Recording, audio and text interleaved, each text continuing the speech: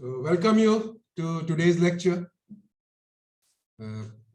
If you have any doubts from your last lecture or otherwise, please feel free to ask. Any doubts from the last lecture? Okay, if not, then let me proceed further. So what we were doing last time was we're discussing about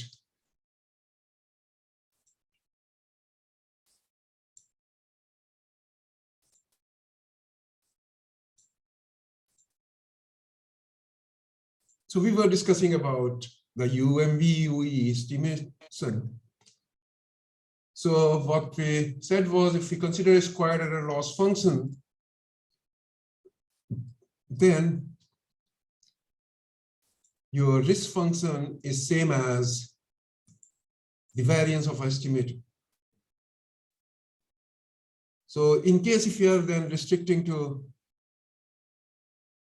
the class of unbiased estimators, then finding a minimum risk estimator under the squared error loss function is equivalent to finding an unbiased estimator which has the smallest variance. And that led us to the definition of a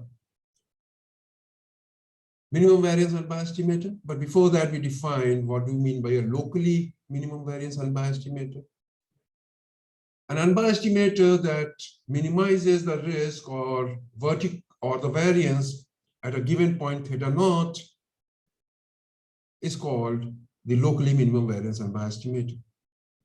Now, an estimator which is locally minimum variance unbiased estimator for every theta is called the uniformly minimum variance unbiased estimator. So I would say that delta star is UMVUE if variance of delta star is less than or equal to variance of delta for every theta belonging to theta. Then we started characterizing these unbiased estimators. Then what we saw that if you have an unbiased estimator delta naught, then if you look at any other estimator delta x, which is delta naught x minus ux, where u is unbiased for 0, then delta x is also unbiased for 0. And vice versa. Any estimator of this type is unbiased, and any estimator delta can be written as delta naught minus an unbiased estimator of 0. So if I try to look at, so that means if I fix my delta naught, then my class of unbiased estimator is nothing but delta x, which is delta naught x minus ux, where u is some unbiased estimator of 0. So what is varying over here is only quantity, which is u. Delta naught is fixed because I have fixed one unbiased estimator of 0. Because if you recall, what I had said was if delta naught is fixed, my class of all unbiased estimators is collection of all those delta. U says that delta ux is nothing but delta naught x, which is fixed, minus ux. And I vary u over all unbiased estimators of 0. So this is my class of all unbiased estimators of tau theta. So since only thing which is varying is u, I look at what is the variance of delta, which is variance of delta naught minus u, which turns out to be this quantity, which is expected value of delta naught x minus ux whole square into psi theta. So the only thing which I have to find is the u which minimizes this quantity. This does not depend on u. So that means I have to find a u for which this quantity is minimum. Thus, to find LMVU estimator at theta naught, it is enough to find u star such that this quantity is minimum for u star. Or in other words, expected value of delta naught x minus u star x would be less than or equal to expected delta naught x minus ux whole square for any u. So that means u star minimizes this quantity. Then we looked at this example, and then we saw that if you look at psi 1 theta as theta, no locally minimum variance unbiased estimator exists.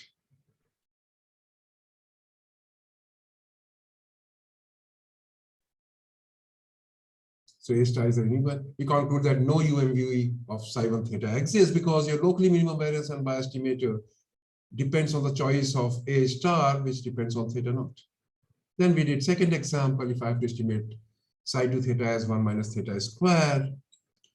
Then we saw that B star is equal to 0 minimizes this delta 1x minus ux whole square, because any unbiased emitter is of the type a to the power 8ax. Then B star is equal to 0 minimizes this. Moreover, B star does not depend on theta. So it follows that the choice corresponding to A is equal to 0 will give me the locally minimum variance unbiased emitter, and also the uniformly minimum variance unbiased emitter, because this choice, minimizing choice, does not depend on that theta naught. A is equal to 0 corresponds to delta 1 itself. So that tells me that UMV for 1 minus theta square is delta 1x, which I defined as 1 if x equal to 0 and 0 otherwise. So what it suggests was even restricting to unbiased emitters may not ensure existence of the best estimator, as we saw in the first case, which was estimation of psi 1 theta is equal to theta. Now, since I'm talking about variance, minimizing the variance, I should only consider those estimators for which the second movement is finite. So that delta is collection of all those unbiased emitters for which second movement is finite. So thus, finding the UMVUE, it is enough to restrict to the class delta of estimators, because for other estimators, variance would be infinite, and you need not consider that. So now I have this theorem which says that let delta be any estimator which is unbiased and has a finite second movement, then delta is UMVUE for its expected value. Of course, it would be a UMVUE for its expected value only. If and only if for any U which is unbiased for 0 and has a second movement, covariance between delta and U, which is same as expected value of delta U, because expected value of U is 0. So it will be 0 for every theta belonging to theta. So that means just to check whether estimator delta is unbiased for its expected value or not, just check whether covariance of delta U is 0 for every unbiased emitter U of 0. So let us try to see that. First, suppose that delta is UMV. Then what also is for any unbiased emitters, covariance of delta U is 0. So I fix an unbiased emitter of 0, that U belonging to U be such that expected value U square is finite and it is unbiased for 0. Then I consider the class of estimators delta lambda x, which is delta x plus lambda times ux, where lambda is suitable constant. Now suddenly, since U is unbiased for 0 and delta is unbiased for its expected value, so each of them is an unbiased emitter of expected value of delta x, because expected value of ux is 0. So that means this is also unbiased. If this is unbiased and delta is UMVUE, so variance of delta would be less than or equal to variance of delta lambda x. So this is what happens. Variance of delta would be less than or equal to variance of delta lambda, because delta is the UMV, and this will happen for every lambda belonging to R and for every theta. If I look at the variance of delta lambda, so what does that give? Variance of delta is less than or equal to, what is the variance of delta lambda? Which is variance of delta x plus lambda times ux. So variance of delta would be less than or equal to variance of delta x plus lambda squared times variance of u plus twice lambda times covariance of delta and u. Variance of delta is finite, so I can take it on that side. So this and this gets cancelled, and what you get is lambda squared variance of u plus 2 lambda covariance between delta and u is greater than or equal to 0 for every lambda belonging to R. What does that mean? One way is, so I take the lambda common.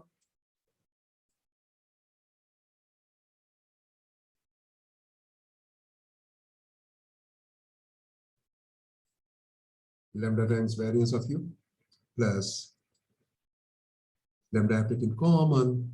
So it becomes 2 times covariance of delta U. You see, this you can do is greater than or equal to 0 for every lambda belonging to R. So that means this quantity should be greater than or equal to 0 for every lambda belonging to R. That can happen under, let us look at one of the various possibilities. If variance U is 0, then this would imply that covariance of delta and U, if variance of U is 0, then this would require that 2 times lambda times covariance delta U is greater than or equal to 0 for every lambda belonging to R. But that cannot happen because you can take always lambda to be positive or negative depending on what its sign is, so that this quantity is less than 0. So covariance delta U has to be 0.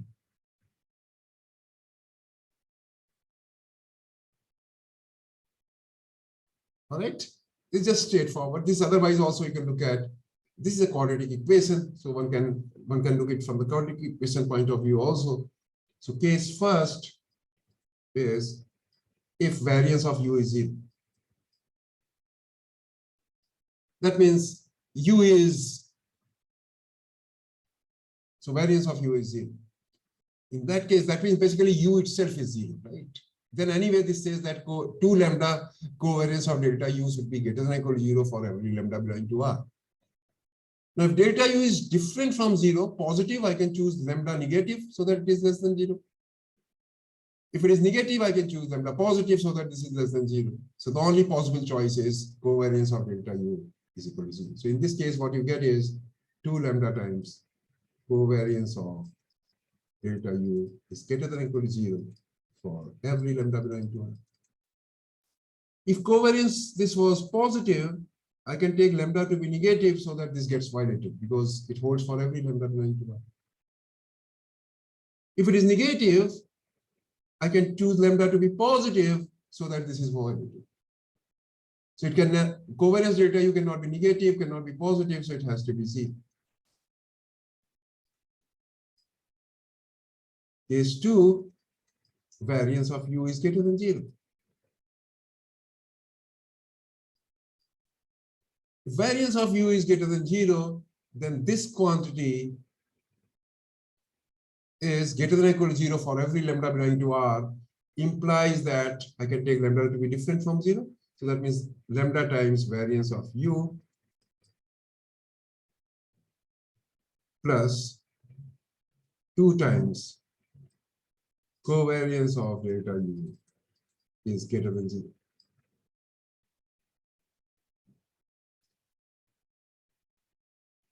So depending on, this will be greater than 0, greater than or equal to 0 for every lambda positive, right? For every lambda positive, because this happens for every lambda belonging to R. So if lambda is positive, this quantity will be. So what does that mean? Variance of U, so that means lambda would always be greater than or equal to minus times 2 times covariance between delta and U divided by variance of U.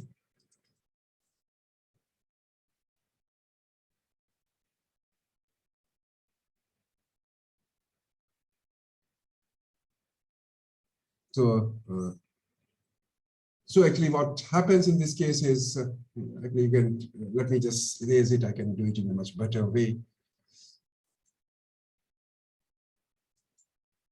It's a straightforward argument. So let me look at.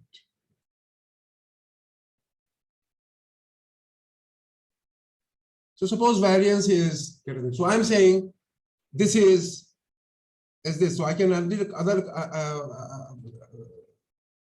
again consider 2 possibilities where covariance is positive or negative. So there will be 2 possibilities. Covariance delta U is positive or covariance delta U is negative.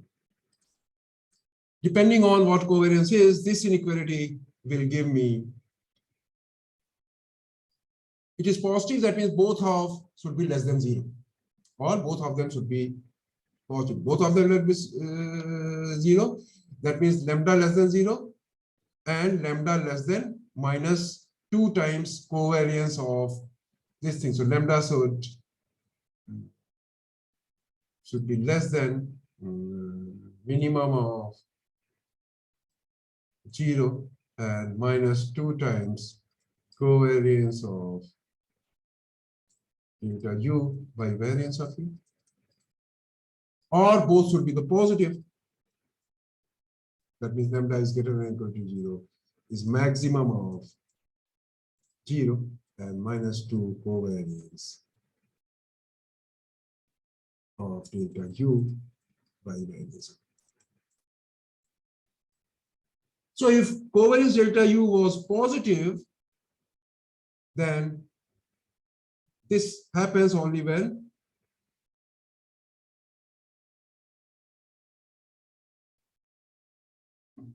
let's see if this is.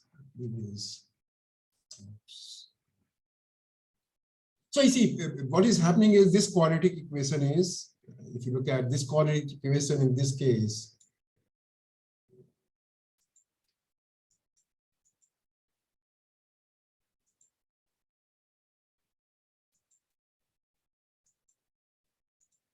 if you look at this is a quadratic equation, right? So if variance of U is positive, this would be increasing beyond minus 2 covariance delta U upon variance of U. And before that, this would be decreasing. So note that I want that this is above x-axis all the time. This is above x-axis. That can happen only when, if this point was less than 0, then that cannot happen because it will have a 2 roots and in between it will be negative. So that can happen only when covariance of delta U is 0, right? Because lambda is equal to 0 is anyway root of this quadratic equation. So that is the only root you have. It should go like this. That is what it says. You can have a lot of arguments in that direction. You can use the argument as per your convenience, but the basic fact is if variance of U is positive, then this is a quadratic equation. It is increasing from minus covariance delta minus 2 times covariance delta U upon variance of U, and before that it is decreasing. And lambda is equal to 0 is a root, right? So it touches lambda is equal to 0. And that is the only root you have. So that would happen only when covariance of delta U is 0. Now conversely, suppose that delta is such that for any U belonging to U, expected value of U square is finite. So I'm saying that suppose delta is unbiased and covariance of delta U is 0. Then I'll show that this delta is UMVUE. So what I have to show? Let delta be any another unbiased estimator in delta naught. I have to show that variance of delta is less than or equal to variance of delta naught. So I consider Ux, which is delta x minus delta naught x. Then U belongs to U because both are unbiased. Expected U square is finite because both of them have a finite second moment. And I'm given that covariance of delta U is 0. So that means expected value of delta U is 0. Or covariance is delta U is 0. So that means covariance of delta Ux is 0. That means covariance of delta x and Ux I have taken to be delta x minus delta naught x. So this is given to me. This is same as covariance delta, which is variance of delta minus covariance of delta into covariance of delta naught. This is 0. So what does that mean? Variance of delta is same as covariance of delta and delta naught. But by covariance inequality, you know that covariance is less than or equal to square root of variance of delta, square root of variance of delta naught. So variance of delta naught, you can take it over here. So square root of variance of delta would be less than or equal to square root of variance of delta naught. It says variance of delta would be less than or equal to variance of delta naught. All right. So that proves that delta would be UMV. So a necessary and sufficient condition for an estimator delta 2 to be UMVUE is that covariance between delta and U should be 0 for every unbiased estimator U of 0.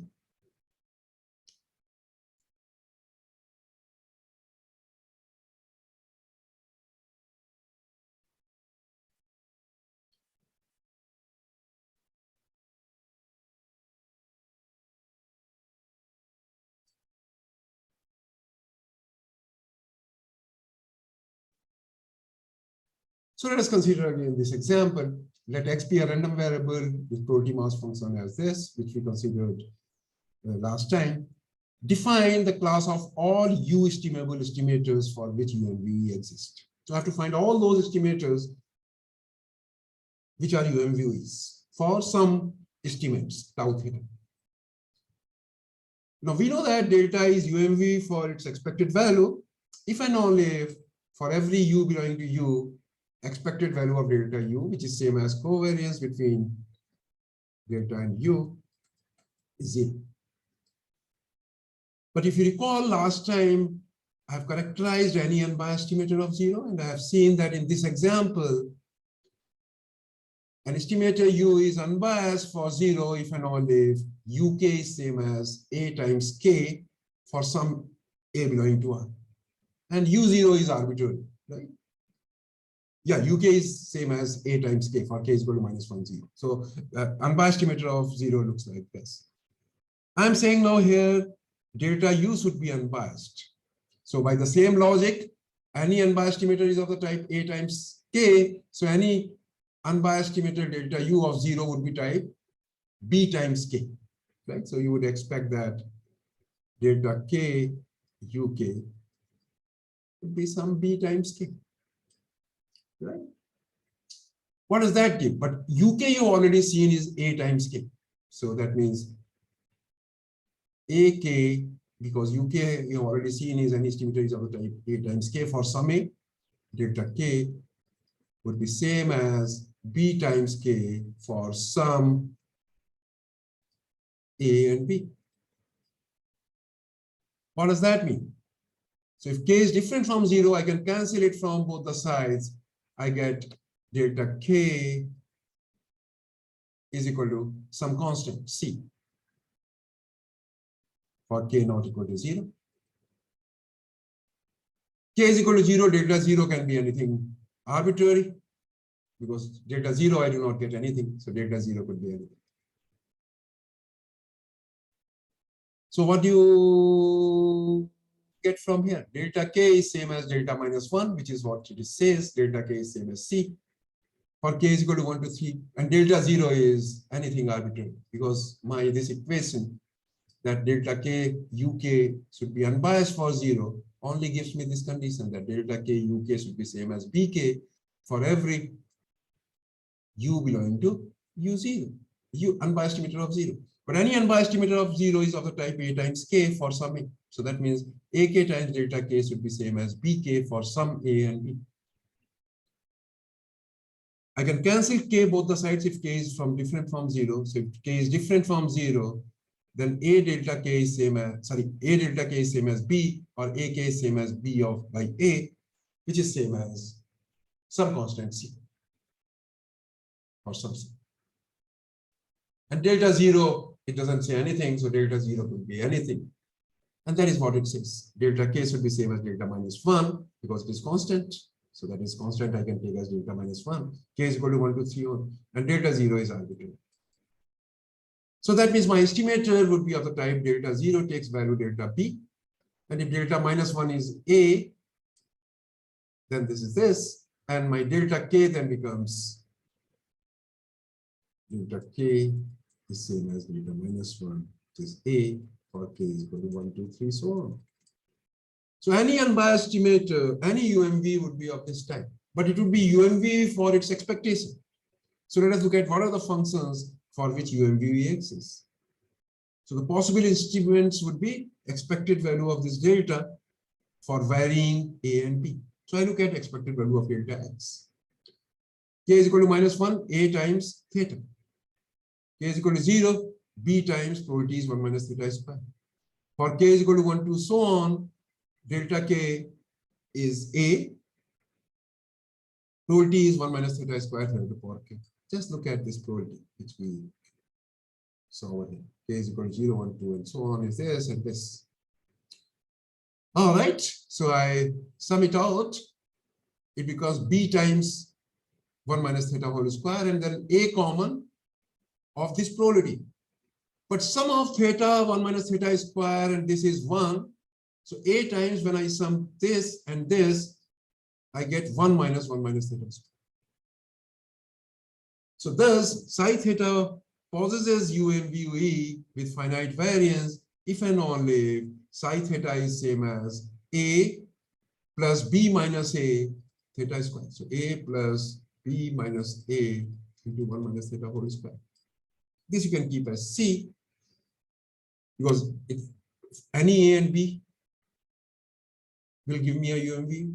So that means any A and C of the type, psi theta of the type A plus C times 1 minus theta whole square for some AC belonging to R would give me a UMV.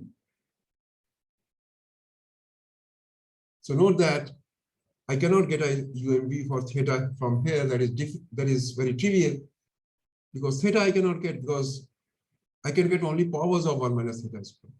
And that is what we saw, if you remember last time, that in this case, the UMV for theta does not exist. Locally minimum variance unbiased estimator exists, but the choice for the locally minimum variance unbiased estimator was depending on theta star, that theta naught which you choose, and that is why the UMV was not exist. And now we are able to prove a much more general result, which says the only estimates for which UMVUE exists are of the type A plus C times 1 minus theta square for some A and some C. For example, the UMVUE for, there is a tau 1 theta, which is theta times 1 minus theta, does not exist. Because if it exists, then it has to be of this type. That means A has to be 0. And if you compare the theta square coefficient here is C, here is -1, that means C should be -1. And coefficient of 2C will not match with this thing. So you get a contradiction. So this cannot be written in this form. So UMV for this does not exist. UMV for theta does not exist, because that also cannot be written in this form. UMV of 1 minus theta to the power 4 would exist. No, 1 minus theta to the power 4 will also not exist, because that is not of the type 1 minus theta whole square. So let's see this remark. The above example illustrates that not all non-constant U estimable functions may have UMV. There are so many examples where the UMV does not exist. So this was nice characterization of UMVUE. Just to illustrate that there may be situations where UMVUE does not exist. In fact, let us consider this example where no non-constant U estimable function has UMVUE. So here you cannot find any estimate which has a UMVUE. No such estimate exists. That is what it is saying. So let's try to see. X1 is X1, X2, Xn are IID, which are uniformly distributed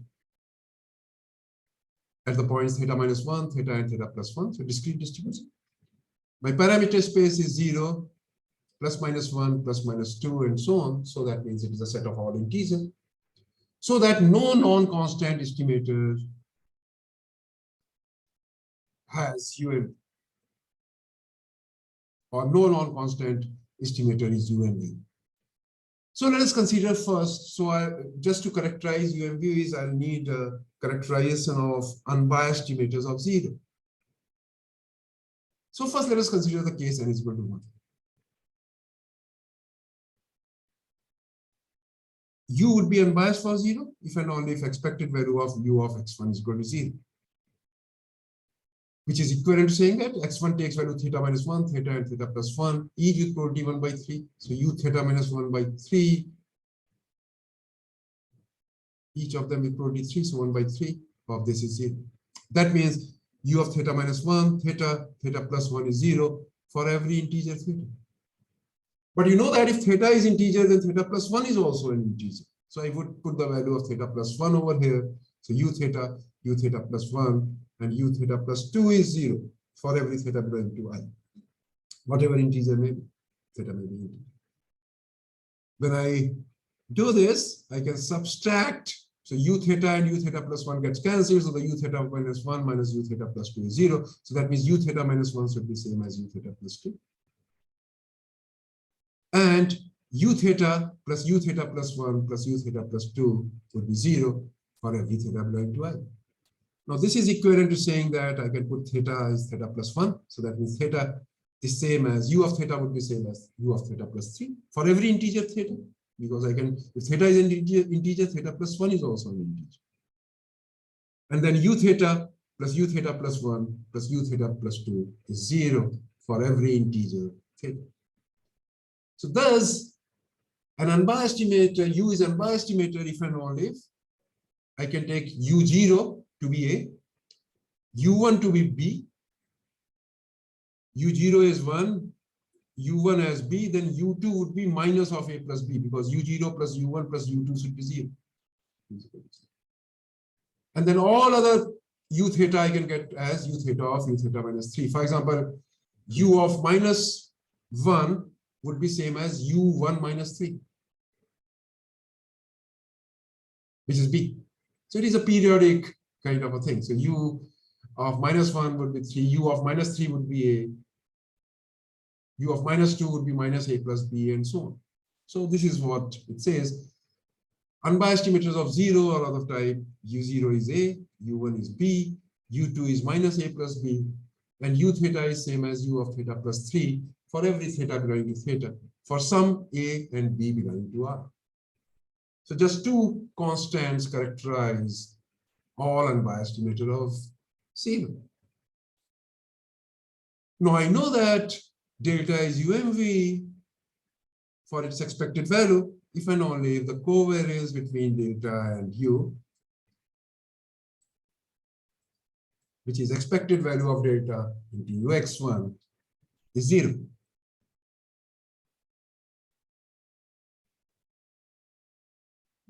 So what does that mean? Again, each of them takes value theta, theta minus 1, and theta plus 1 with protein 1 by 3. So I get this is equal to 0.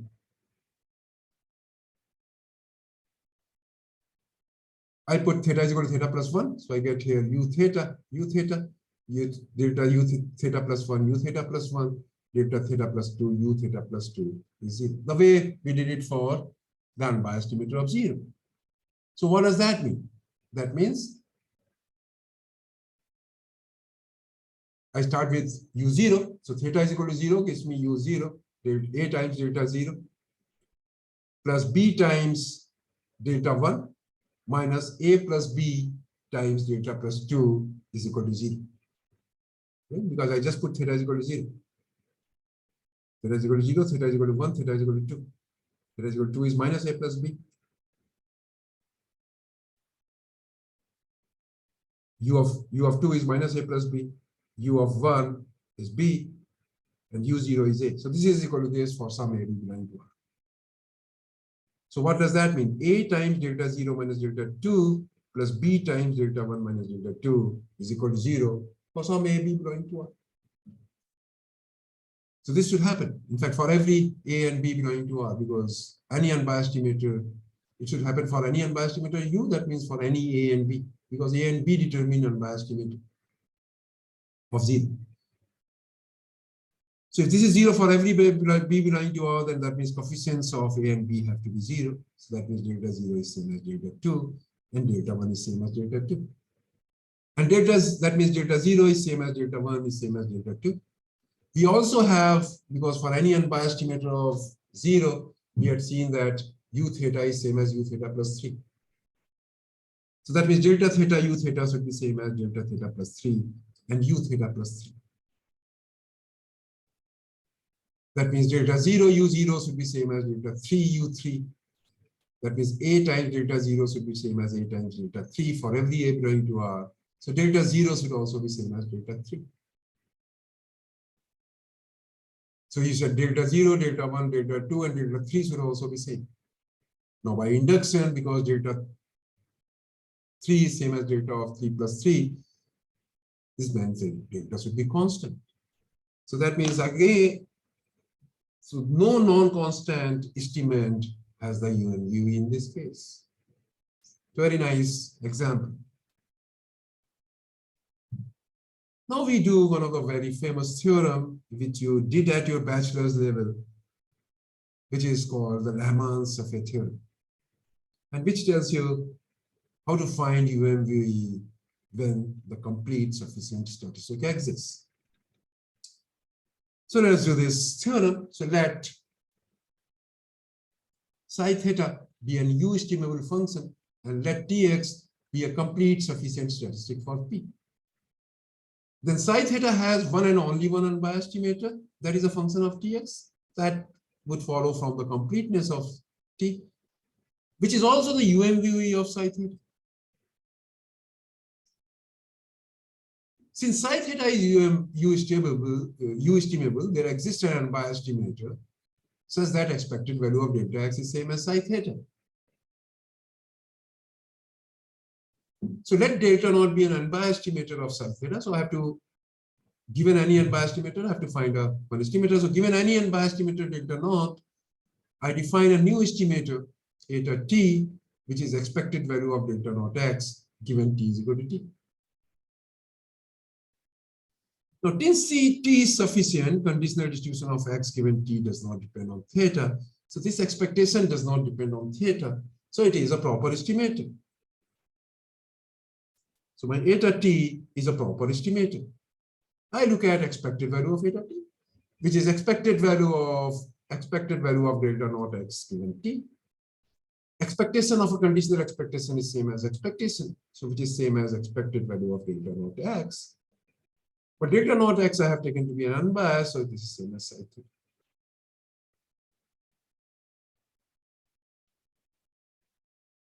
Now, by Blackwell theorem, I know that, or Jensen's inequality, you can say variance of delta naught would be bigger than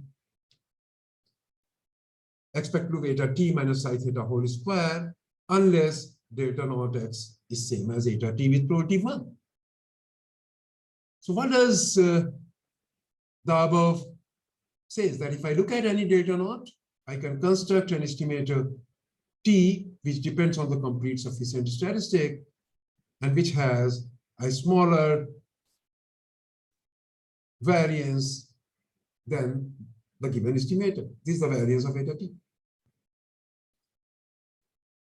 So this I can do for any estimator. So for any estimator, I can find an estimator based on a complete sufficient statistic,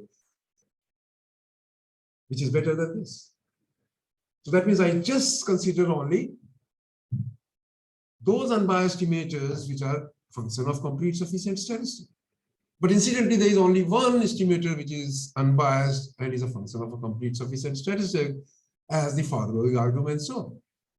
If delta 1 and delta 2 are two unbiased estimators of psi theta, which are functions of t, then I know that expected delta 1 is psi theta, expected delta 2 is tau theta. So expected delta 1 minus delta 2 would be 0.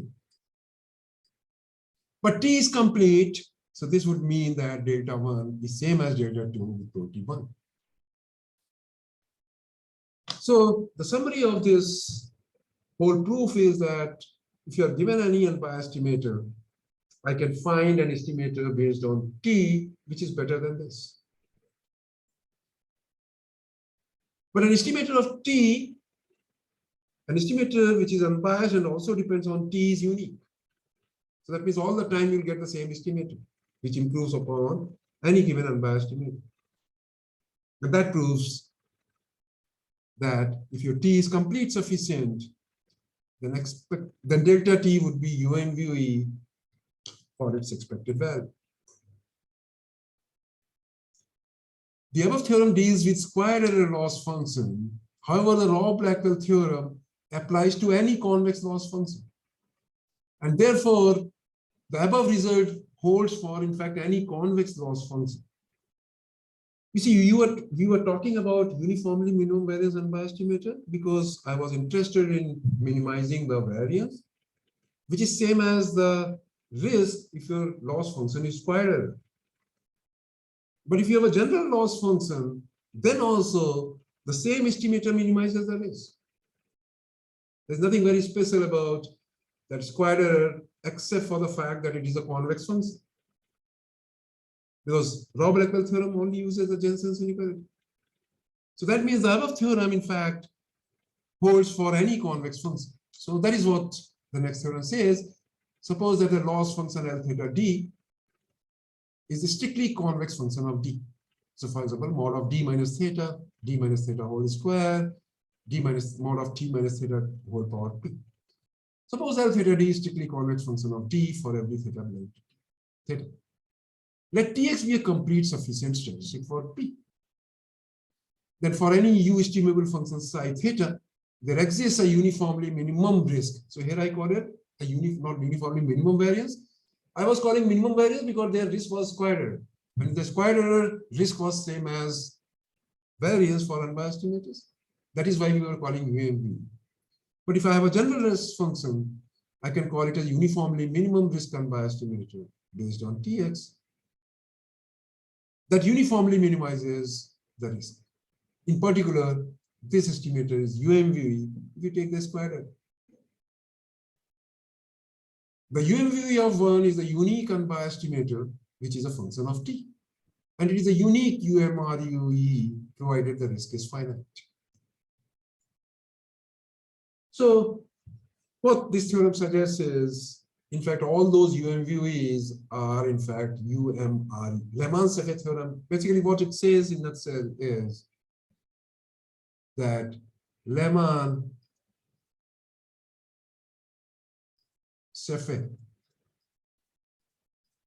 theorem provides a uniformly minimum risk unbiased estimator for any convex loss function L theta D, convex in D. So in fact, what it says, if you consider that UMVUE, which you get through Lehman-Scheffe theorem, in fact, that is the uniformly minimum risk unbiased estimator for any convex function L theta D. A very strong result. Any doubt anybody has? Some of it you might have done at your bachelor's level, especially Lehman-Scheffe theorem, I'm sure you must have done at your bachelor's level. Okay, so now let us look at, so what is this first remark says, if delta is a function of a complete sufficient statistic Tx, then delta is UMVUE for its expected value. Just follows from the Lehman-Scheffe theorem.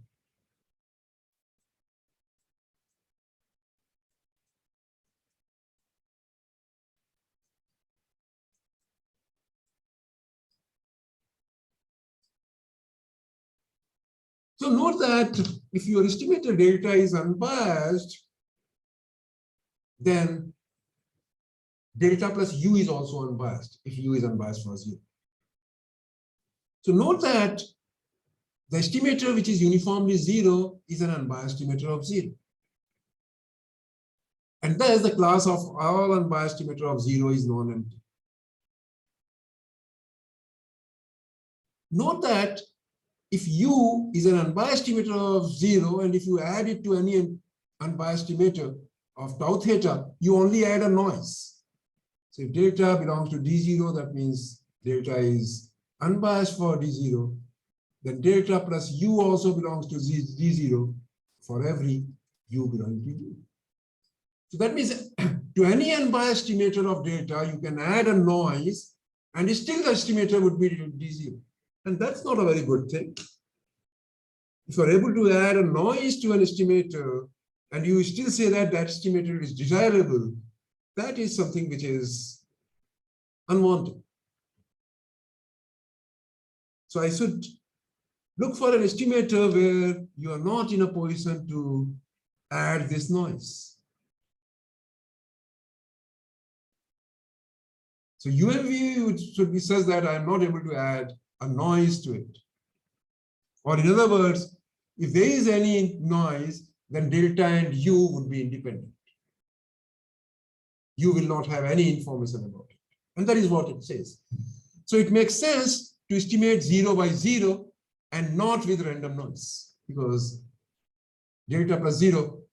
So that is what it's saying. Why for estimation of purposes, it says if delta is unbiased, you can get an estimate of 0 and add to delta, you still get an unbiased estimator of tau theta. I should not be able to do it for a good estimator delta. So it makes sense to estimate 0 by 0 and not with random noise.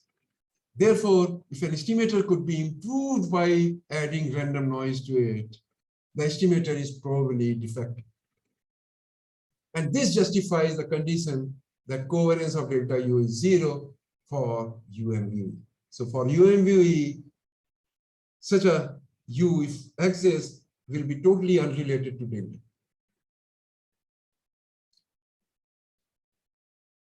So if U is 0, that means U has only one singleton element, that is 0 is the only unbiased estimator of 0. Then delta, the UMVUE is equivalent to finding an unbiased estimator of psi theta. So there is only one unbiased estimator of 0. Then I have to know that I have to find an estimator of the type delta plus U star, where U is unbiased for 0. But there is only one estimator, so that means I don't have to find anything. The same unbiased estimator, in fact, would be good enough. So in that sense, the finding UMVUE is equivalent to finding the unbiased estimator of tau theta. So if there is only one unbiased estimator of 0, which is 0 itself, then finding UMVUE is equivalent to finding an unbiased estimator of the estimate tau theta. So let us try to summarize our discussion of what are the methods, various methods of finding UMVUE.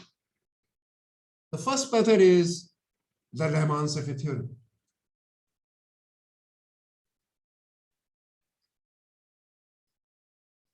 What it says,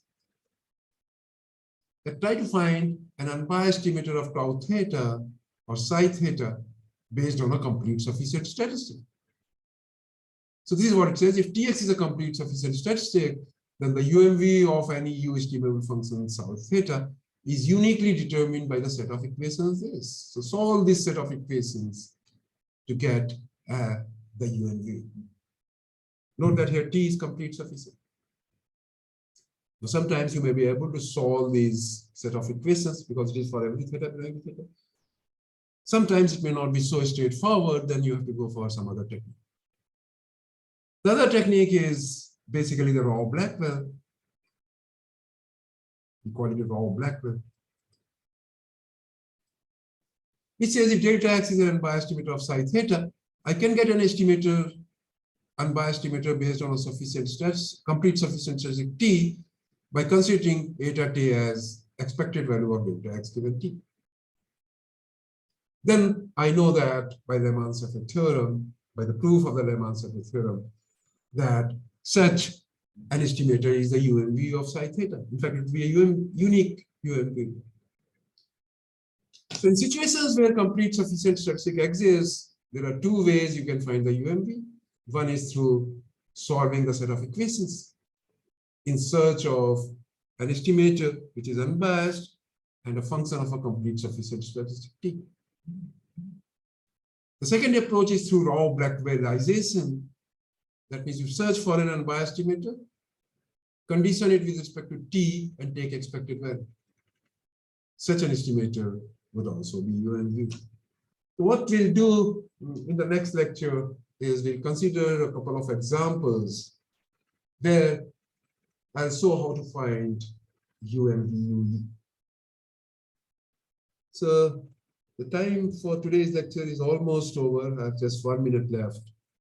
So let me stop over here. If you have any doubts, please feel free to ask.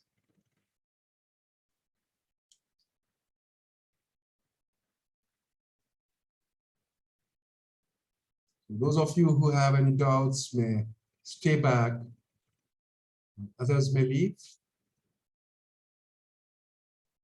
Any doubts anybody has?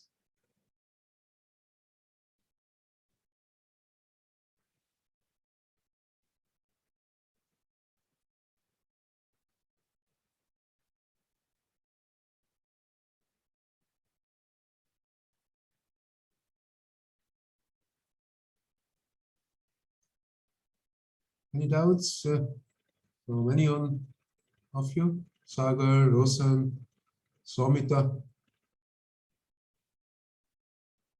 Navya? No, sir. No doubts? No, sir. Okay. Then that's all for today. We'll meet tomorrow. Okay, thank you. Okay.